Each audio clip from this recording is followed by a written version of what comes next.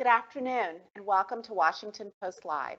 I'm Robin Givhan, the fashion critic for the Washington Post, and it is my great pleasure to spend some time this afternoon with Aurora James, the founder and creative director of Brother Vellies. Hi, Aurora. Hi, Robin. How are you? I am good. It's very nice to see you. And I'm really excited to talk to you about Brother Vellies and the 15% pledge.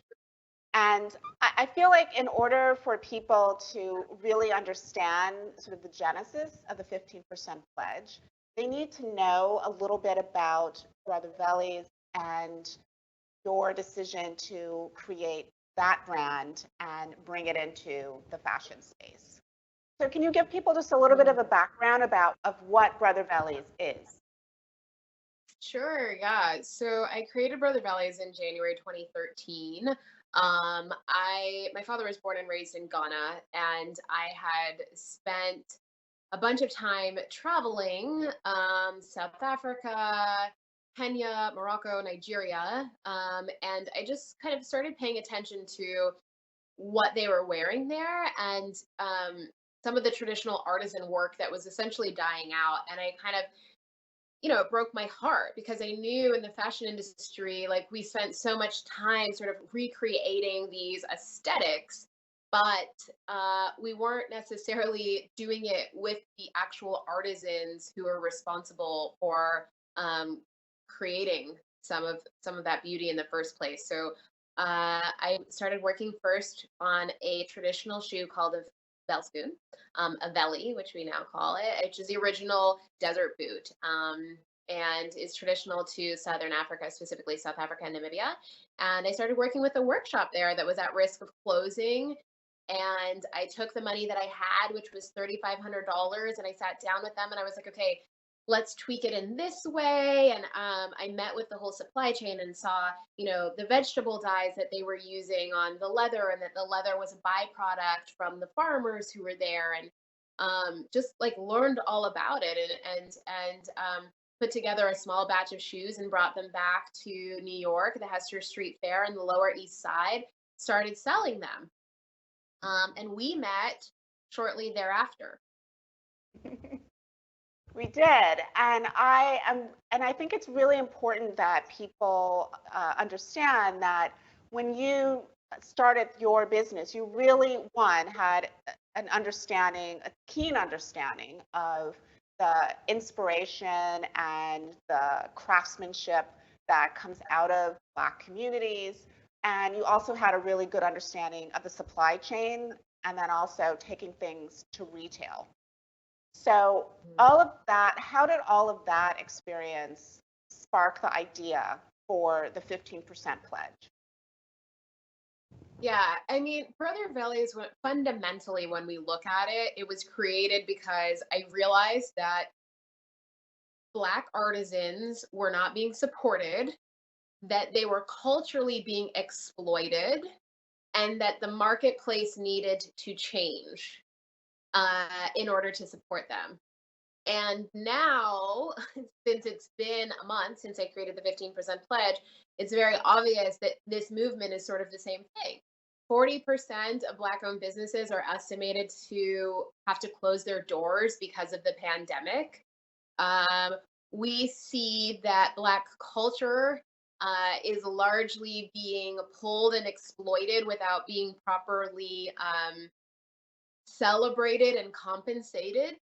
And so, my ask is that these large retailers across the country commit to steps towards economic equality by giving us 15% of their purchase power, also known as shelf space. And it's truly, those parallels are very similar. And two things about that stand out to me. I mean, one, the very specific numerical percentage, and also the fact that this is not limited to sort of the top of the fashion pyramid, that sort of rarefied, super expensive, high-end designer realm. I mean, this is really aimed at connecting with as many people as possible and showing and giving people the breadth of what's out there. What is the significance of the number of 15%? Yeah, I chose 15% because Black people in America are almost 15% of the population. So to me, it was easy to draw that line and say, like, okay, this is what would be fair. And I knew intuitively, just as a business owner, that there was no way that these retailers were anywhere close to that number. And now, as we start looking at what the numbers are, yeah, like most of them are sitting, 1 to 2% on average. So that representation is not there. As you've investigated this, have you gotten any sense from retailers of why it is that those numbers, that percentage is so low? Is it just a matter of they're not making a conscious effort? Is it a matter of same old, same old? They just keep going back to the same suppliers that they have become familiar with?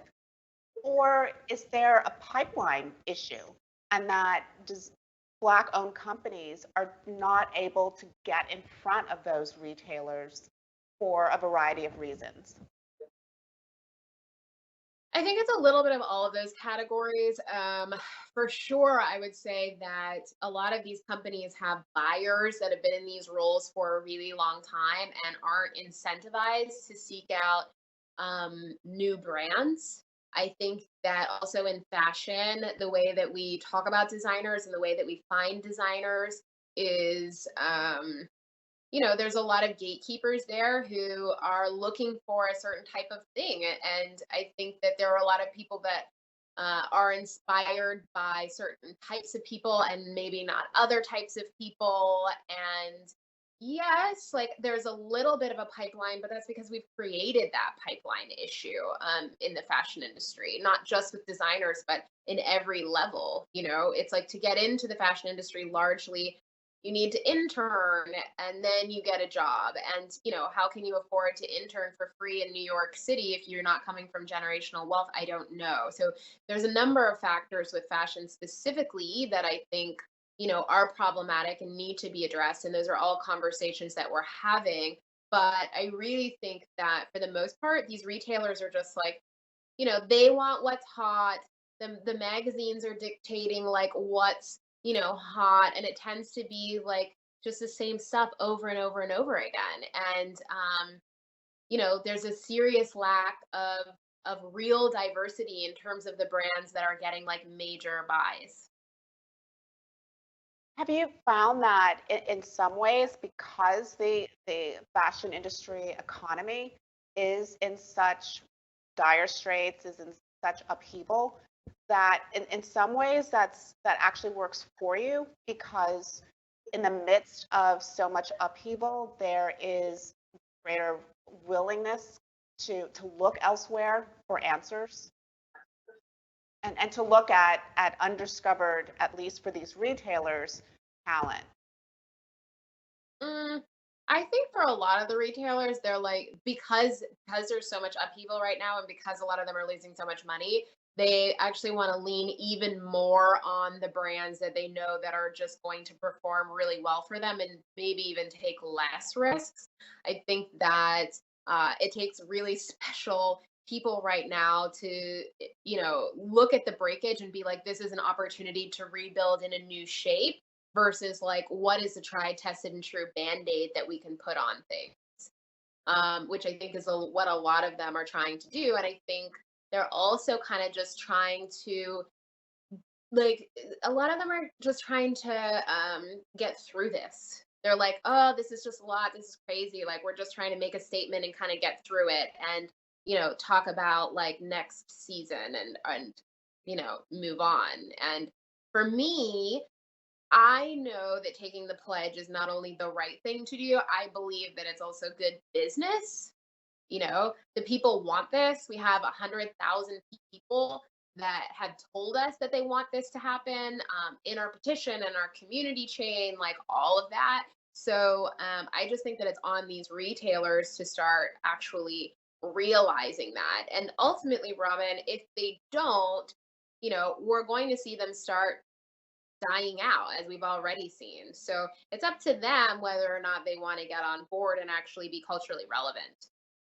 When you guys have made this argument to them, has have you also had that conversation that was part of social media in which people were really frustrated that brands were posting Instagram images of solidarity with Black Lives Matter, with racial justice, and then you would look at their track record and see that there had been very little evidence of inclusivity within the company. So, I mean, are they, Yeah. yeah, sorry, go ahead. Yeah.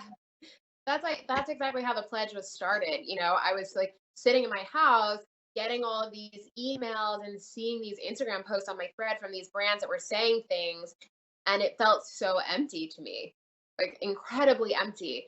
And so, I was receiving these messages in two ways, as a Black woman and also as a Black business owner. And I was seeing it, but I wasn't feeling it. And the business owner of me needed to put a metric on what would make me feel like they actually meant what they were saying. And that was how I made that parallel with the 15% pledge and created that and put it on Instagram. I had no intention that day when I posted it of actually like launching a nonprofit. I was truly just like, this is what I need. People are texting me, that work at these different companies, and all these different people are like, what should we do? And I just wanted to put out like an ask, like, this is what I need you to do. This is what you can do for us. This will mean something. Because very rarely are these like clear asks made. And so I made it, and I wanted to give them the opportunity to meet that ask with action in a long term, accountable way. And then also be very aware of the retailers that were not willing to make that commitment. And 15% truly is the least that they can do. And, when we actually engage with these retailers, like, there's three core steps that we ask everyone do.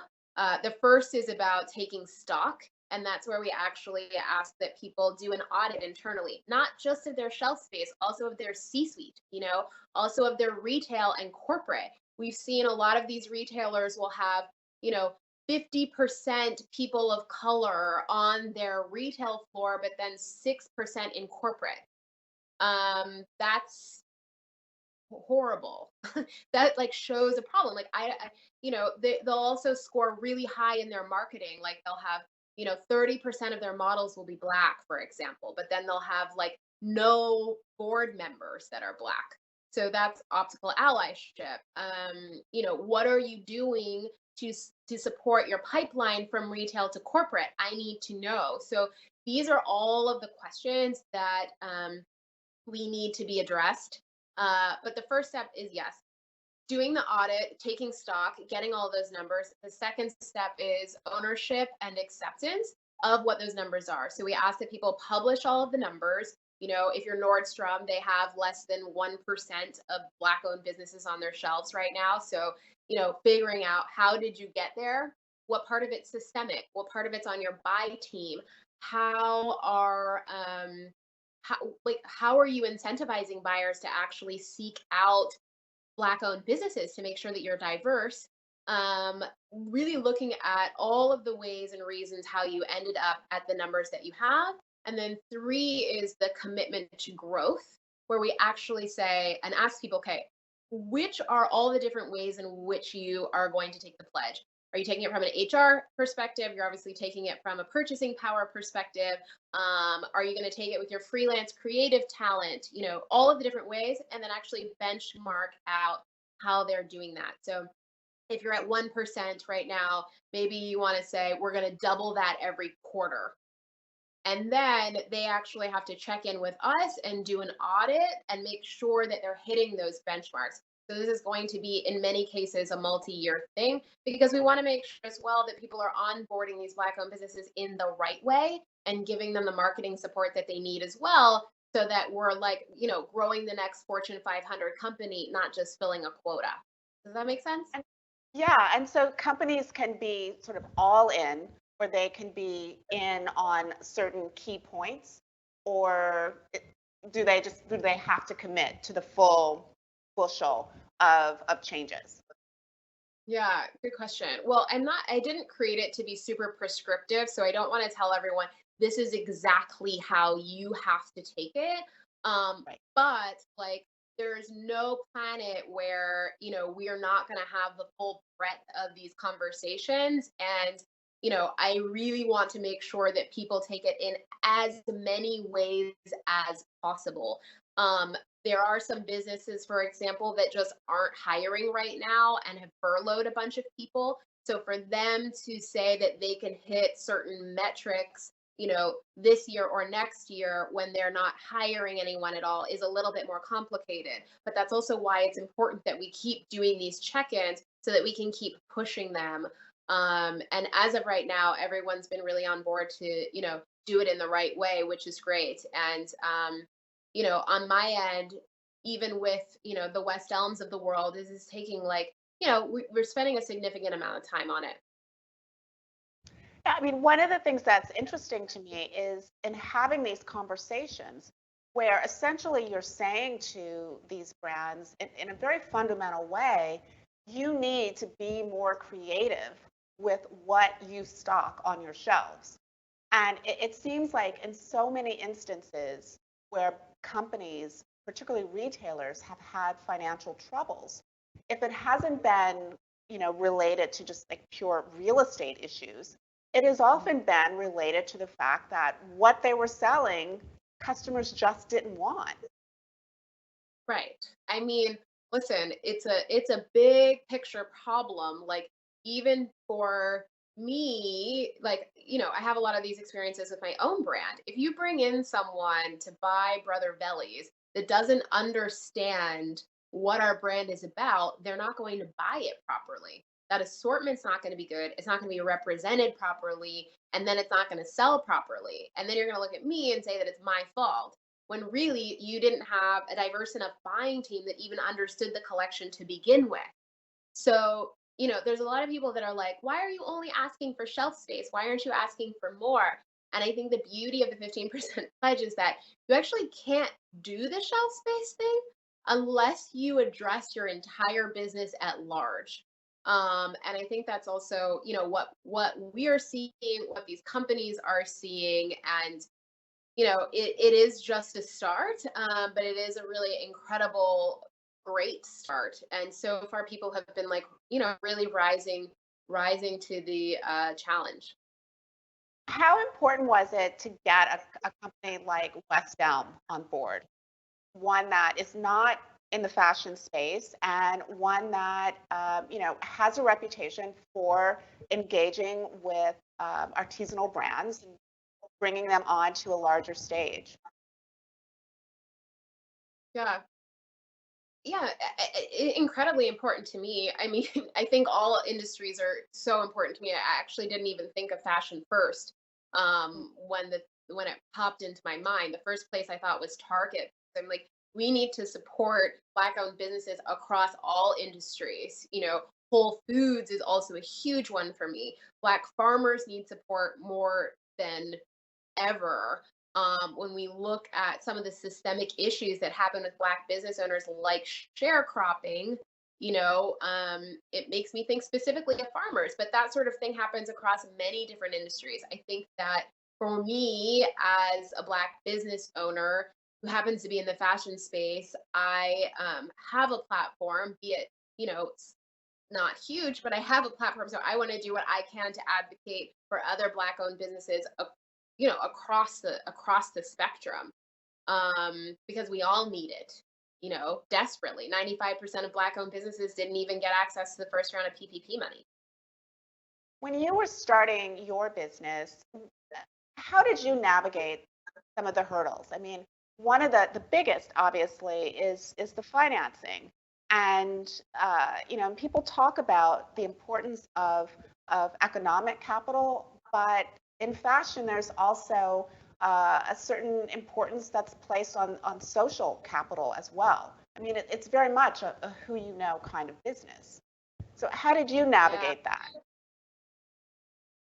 Ooh, such a that's the one that hits me the hardest, Robin, because yeah, as I mentioned, I started my business with $3,500. I was born in Canada, raised between Canada and Jamaica. I didn't know anyone when I moved here. I barely knew anyone when I started Brother Vellies. Otherwise, I probably wouldn't have started it in a flea market.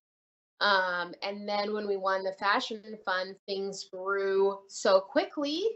I didn't know what to do. I didn't even have a credit card at that time. And there were a number of different people that had like reached out to us that were like, oh, like, we can like, loan you money or like help in this way and help in that way. And for me, um, I ended up taking money from someone that I thought, really was going to support me in the long term in a meaningful way. And, that ended up not being the case. And it ended up, costing me a lot. And there were choices that I was forced to make with my business really early on that I wouldn't have made otherwise. And I, yeah, that part of it is really tough because in fashion, like we're not really taught to talk about things that aren't, luxury, things that aren't aspirational, things that aren't amazing and beautiful.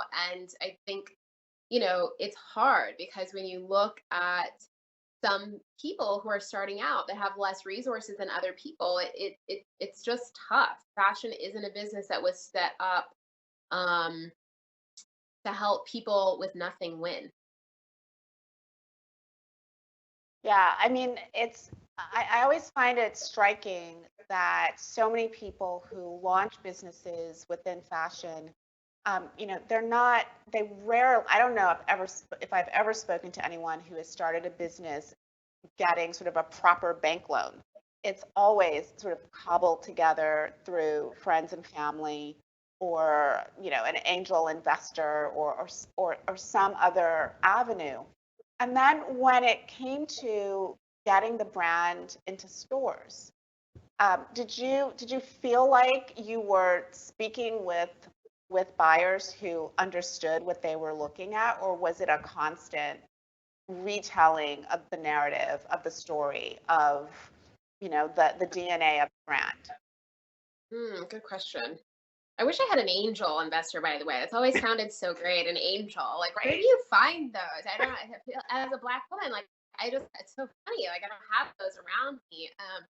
But good question with wholesale. So, uh, yeah, in the beginning, there was like a lot of newsletters or like curated collections with my brand that would be like, out of the wild or like out of Africa, like, use phrases that were kind of interesting. But yeah, for sure. And I think because we used a lot of texture early on too, people were like, "Oh, this is very African. It's very niche. It's very trendy."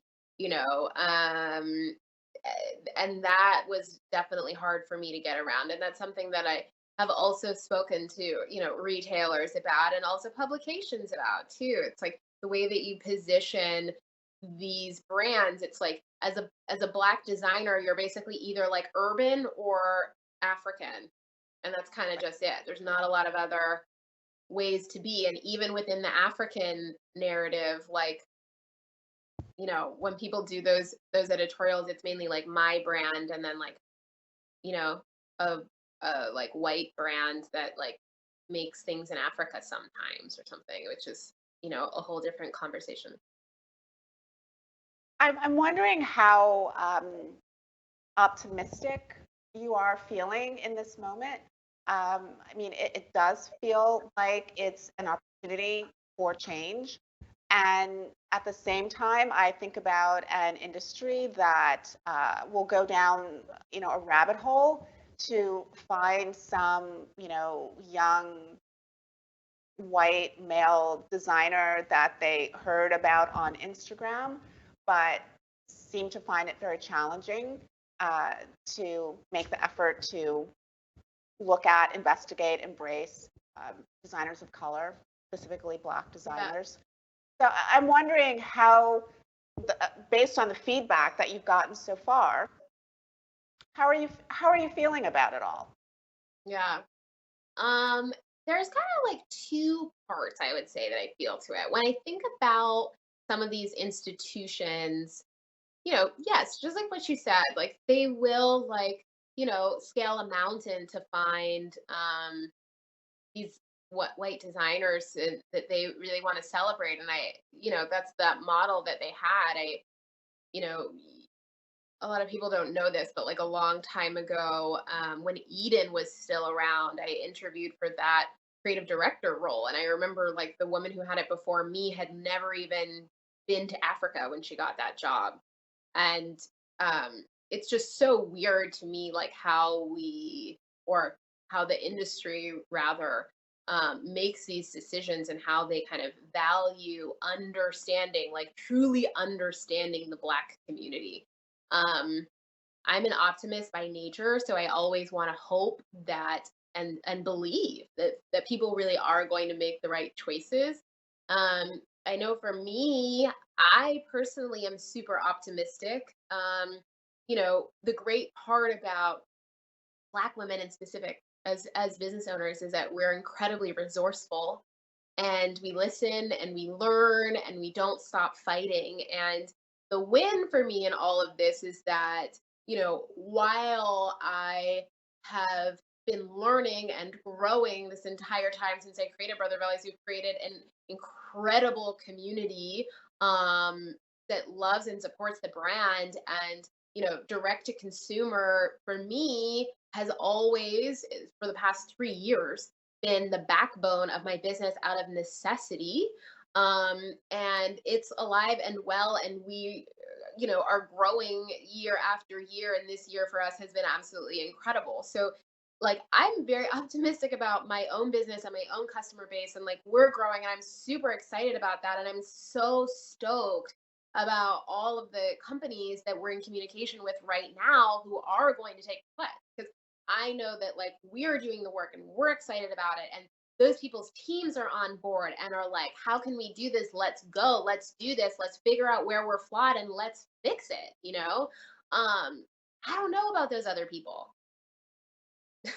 I don't know what's going to happen to them. But like I know, and I'm so excited about like the ones that are stepping up to do the work, because I truly, Robin, truly from my soul, like love fashion. I was like born and raised with a mom who loves fashion, who would be like, this is how we understood culture. This was how we talked about history. This was how we talked about expression. This was how we talked about empowerment. Like this was our tool to communicate.